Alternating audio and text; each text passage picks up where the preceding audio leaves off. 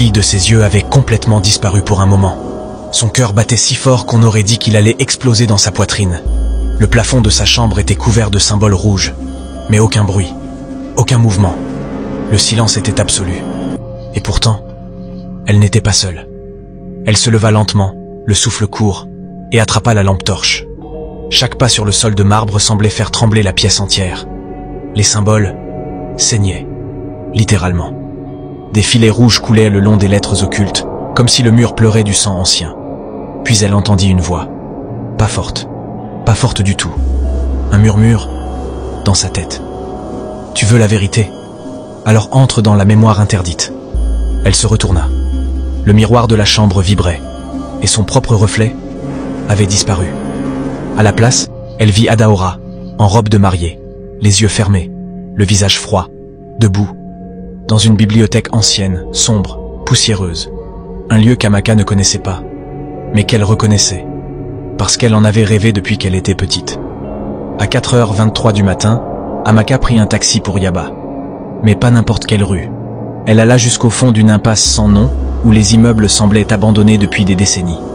Là, entre deux bâtiments en ruine, se trouvait une porte noire, sans sonnette. Mais elle s'ouvrit toute seule à son arrivée. L'odeur qui en sortit n'était pas humaine. Elle entra, et descendit, pendant plus de 15 minutes. Escalier après escalier. Marche après marche. Aucun son, aucun vent. Juste sa respiration, et les battements de son cœur. Puis elle arriva dans la bibliothèque maudite. Des étagères immenses, des livres reliés en cuir, certains en peau humaine, des noms qu'on ne pouvait pas prononcer. Et au centre, un seul livre posé sur un autel de pierre noire, Orukoti Afo, le nom effacé, en yoruba ancien, le grimoire du jugement, celui dont Adaora avait parlé. Mais dès qu'elle posa la main sur le livre, tout s'éteignit. Elle ouvrit les yeux, dans un endroit qui n'était plus Lagos. C'était une ville brûlée, des gratte-ciel effondrés, un ciel rouge sang, des âmes errantes, des ombres accrochées aux lampadaires, des cris lointains, et au centre, un trône, d'Imeji. Mais il n'était plus humain. « Bienvenue dans la chambre des damnés », dit l'un d'eux. « Tu as ouvert le livre. Maintenant, tu dois faire un choix. » Amaka recula tout en criant.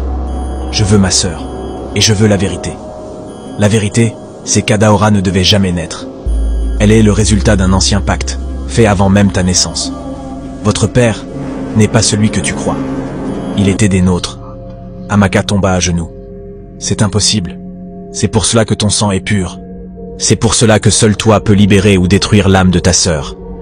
Elle ouvrit le livre. Puis, des mots apparurent en feu. Une seule âme pour une autre. Une vie contre un nom. Si tu veux briser la chaîne, alors signe avec ton propre sang. Amaka, la main tremblante, saisit un stylet posé à côté du grimoire, et entailla son doigt. Elle signa.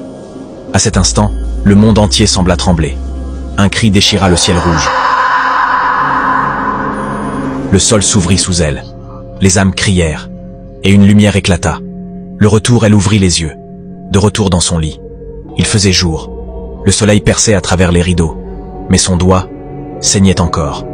Et dans le coin de sa chambre, posée sur une chaise, Adaora, vivante, en robe noire, le regard vide. « Tu as signé. Adaora? Tu m'as ramené. Mais à quel prix ?» Amaka sentit une brûlure dans son dos. Elle se précipita vers le miroir, et vit un symbole tatoué entre ses omoplates, le même que celui du trône de Dimeji. Elle venait, sans le savoir, de devenir l'héritière d'un pouvoir ancien. Un pouvoir qui désormais allait attirer l'enfer sur Lagos. Les heures passèrent. Adaora restait silencieuse, allongée sur le lit d'hôpital, les yeux ouverts, mais absents. Sa sœur Amaka ne la quittait plus. Elle savait que tout n'était pas encore fini. Elle le sentait. Chaque nuit, la chambre devenait plus froide. Chaque nuit, Adaora transpirait des mots qu'elle ne comprenait pas. Des noms anciens, des avertissements. Le docteur lui avait dit « Son cœur fonctionne, son cerveau aussi. » Mais c'est comme si elle n'était plus là. Mais Amaka savait. Sa sœur était ailleurs. Elle luttait encore. Adaora marchait, pieds nus, seule.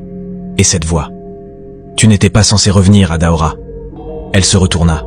C'était la vieille âme, celle du couloir d'hôtel.